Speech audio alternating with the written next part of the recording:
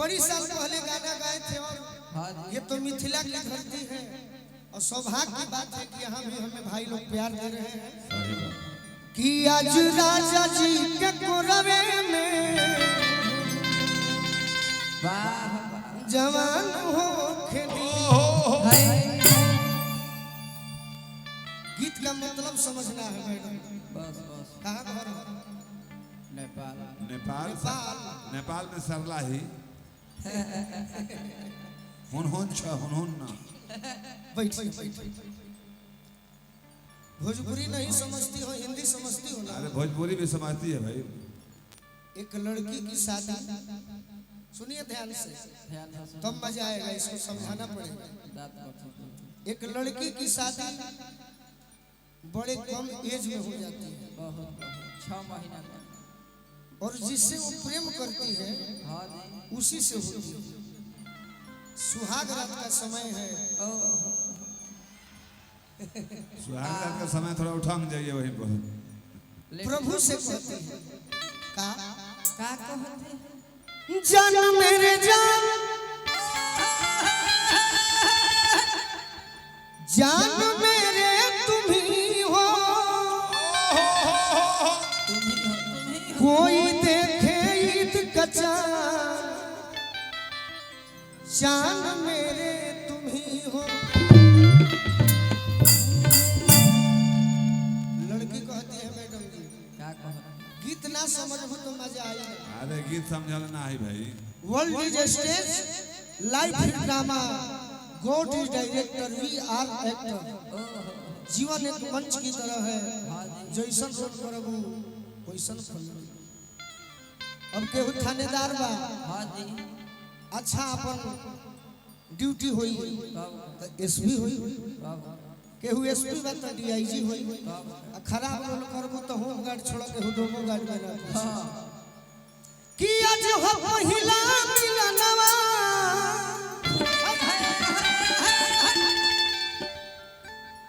मिलल सजनी के सजनवा,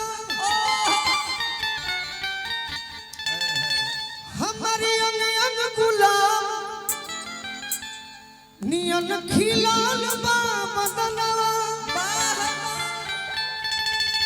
कि सुनी सुनी भगवान जन बिहान हो कदी,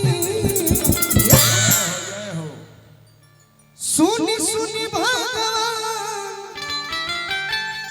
जन बिहान हो कदी, कि आज राजा जी के कोरवे में जवान हो कदी, आज राजा जी के कोरवे में जवान हो कदी, आज हो पहिला मिलनवा, मिलल सजनी के सजनवा, आज हो पहिला मिलनवा,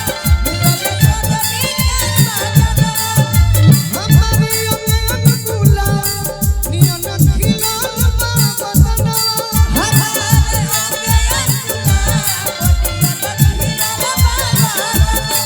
सुनी सुनी भगवान जन बिहान हो खेती, सुनी सुनी भगवान जन बिहान हो खेती।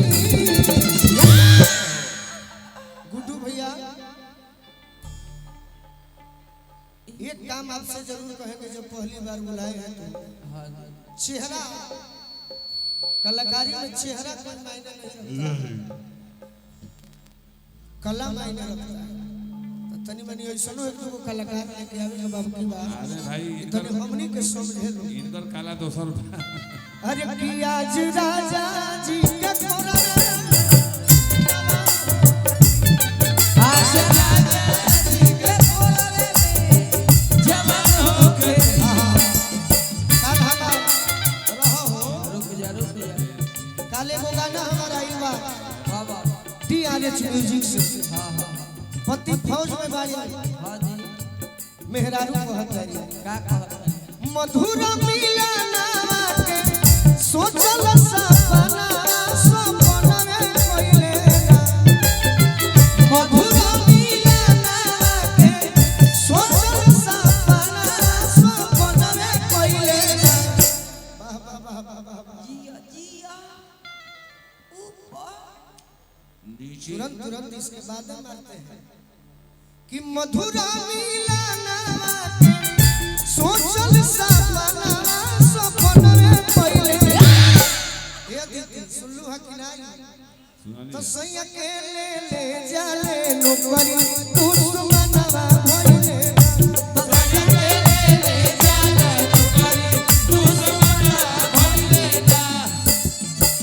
भल रहती गई घरवा कहे के गानवा लइले भल रहती गई घरवा कहे के गानवा लइले डांस अच्छा बता खाली भाव समझे के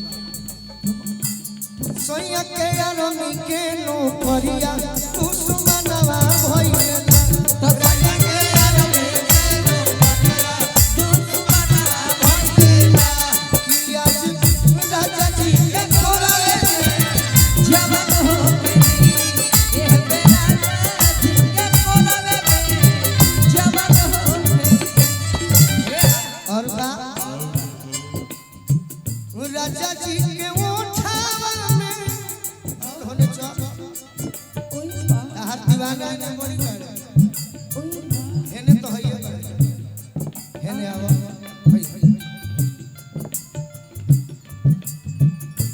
राजा जी के उठावा में उठ जाती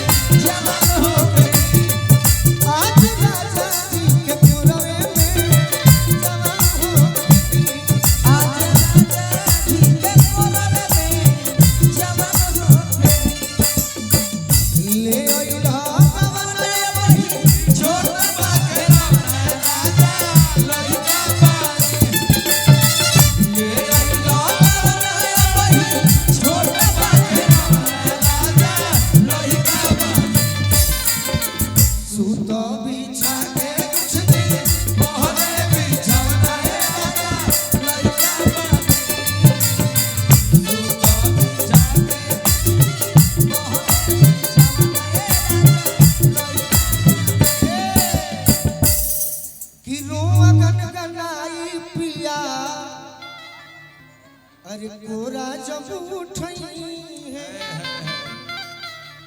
छोटे बाबा तहा जियारा जुड़ई है गोलू राजा के गोलू राजा के परेशान हो खेती आज राजा जी के खोला